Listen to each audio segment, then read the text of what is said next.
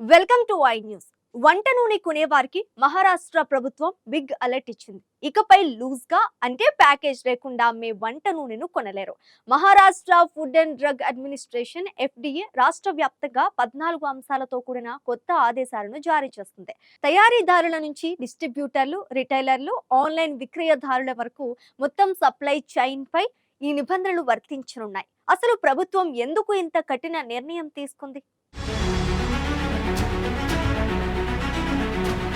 లూజ్గా అమ్మే వంట నూనెకు సంబంధించి నాణ్యత, కల్తీ, లేబులింగ్ విషయంలో సమస్యలు తలెత్తే అవకాశం ఉండడంతో మహారాష్ట్ర FDA ఈ చర్యలు చేపట్టింది. ఇకపై వినియోగదారులకు విక్రయించే వంట నూనె సీల్ చేసిన ట్యాంపర్ ప్రూఫ్, పూర్తి స్థాయి లేబులింగ్ ఉన్న ప్యాకేజింగ్లోనే ఉండాలని ఆదేశాలు చెబుతున్నాయి. అంటే దుకాణానికి వెళ్లే డబ్బాల నుంచి కిలో నూనె కొలిపించుకుని తెచ్చుకునే పద్ధతికి చెక్ పడనుంది. ఈ నిర్ణయం వెనుక ఉన్న గణాంకాలు కూడా ఆందోళన కలిగిస్తున్నాయి.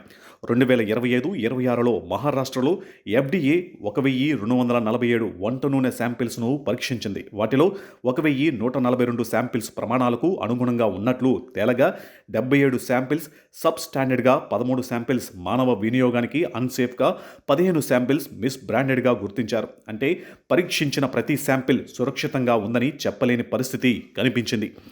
అనుమానాస్పద నిబంధనలకు విరుద్ధమైన వంట నూనెపై FDA తనిఖీలు, ఎన్ఫోర్స్మెంట్ చర్యలను కూడా చేపట్టింది. మీరు ఇచ్చిన వివరాల ప్రకారం అధికారులు సుమారు 3.2 లక్షల కిలోల వంట నూనె స్టాక్ను స్వాధీనం చేసుకున్నారు. దీని విలువ దాదాపు 5.3 కోట్లు. ఇలాంటి తనిఖీల నేపథ్యంలోనే లూజ్ ఆయిల్ విక్రయాలపై మరింత కఠిన నియంత్రణకు FDA వెళ్ళింది. ఈ నిబంధనలు కేవలం చిన్న కిరాణా దుకాణాలకు మాత్రమే పరిమితం కావు. Manufacturers, distributors, retailers, online sellers, వంట నూనె సరఫరా గొలుసులో ఉన్న వివిధ వర్గాలపై ఈ ఆదేశాలు వర్తిస్తాయి.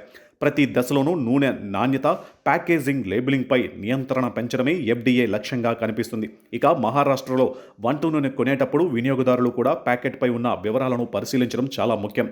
బ్రాండ్ పేరు, ప్యాకింగ్ వివరాలు, లేబులింగ్, సీల్ ఇవన్నీ సరిగ్గా ఉన్నాయా లేదా చూసి కొనుగోలు చేయాల్సి ఉంటుంది. లూజ్గా అమ్ముతున్న నూనె చౌకగా కనిపించినా దాని నాణ్యత, మూలం, నిల్వ పరిస్థితులను వినియోగదారుడు స్వయంగా నిర్ధారించడం కష్టం. అందుకే ప్యాకేజ్డ్, లేబుల్డ్ ఆయిల్ వైపు వినియోగదారులను మళ్లించే ప్రయత్నంగా కూడా ఈ నిర్ణయాన్ని చూడొచ్చు. ప్రస్తుతం ఇది మహారాష్ట్ర రాష్ట్ర వ్యాప్తంగా అమలయ్యే FDA ఆదేశం.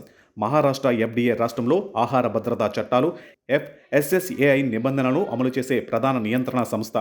అందువల్ల ఇతర రాష్ట్రాలలోనే ఇదే తరహా నిబంధనలు వస్తాయా అన్నది ఇప్పుడు ఆసక్తికరంగా మారింది. మొత్తంగా చూస్తే లూజ్ ఆయిల్ అమ్మకాలపై మహారాష్ట్ర ప్రభుత్వం చేసిన ఈ బ్రేక్ కేవలం నూనె విక్రయాలపై తీసుకున్న నిర్ణయం మాత్రమే కాదు.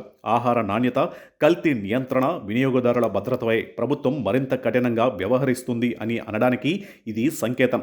మహారాష్ట్రలో ఇక లూజ్ ఆయిల్కి నో, సీల్ చేసిన ప్యాకెట్కి ఓకే. అయితే ఈ నిర్ణయం వల్ల వినియోగదారులపై ధరల భారం పెరుగుతుందా లేదా నాణ్యమైన వంట నూనె అందుబాటులోకి వస్తుందా? ఇదే ఇప్పుడు అసలు చర్చ.